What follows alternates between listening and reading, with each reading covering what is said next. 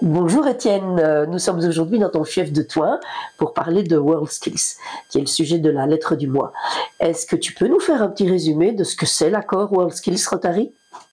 En février 2023, notre district est officiellement devenu partenaire de WorldSkills Belgium.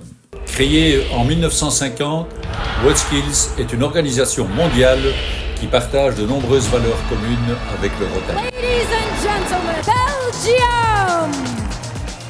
Pour des jeunes à qui on a dit « mais t'es nul, tu vas en technique » et qui défilaient derrière le drapeau belge devant 45 000 personnes, pratiquement 1400 compétiteurs, où il y a 82 pays membres, évidemment qui vont le porter en eux jusqu'à la fin de leur vie. L'action professionnelle et la jeunesse sont deux des piliers de base de la philosophie rotarienne.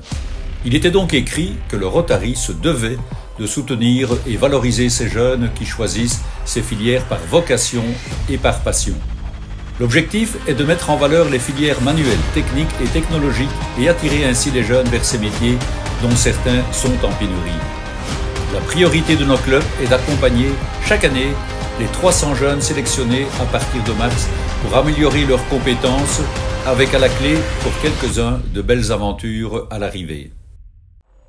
Ce partenariat fédérateur pour les clubs du district 2150, et pourquoi pas au-delà, est à présent sur les rails pour 3 années.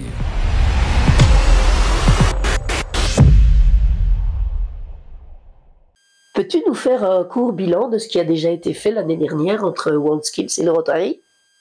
Tout d'abord, je rappelle que nous avons pris le train en marche en 2023 et que nous n'avons pas une année complète de partenariat avec WorldSkills. Malgré cela, 42 clubs ont participé à l'expérience WorldSkills et je remercie d'ailleurs ces clubs d'avoir partagé leur ressenti d'une première année de partenariat avec WorldSkills. Je tiens à souligner que certains clubs ont bénéficié de la tribune de leur télévision régionale ou de la presse locale. C'est une manière de faire connaître WorldSkills au sein de notre communauté.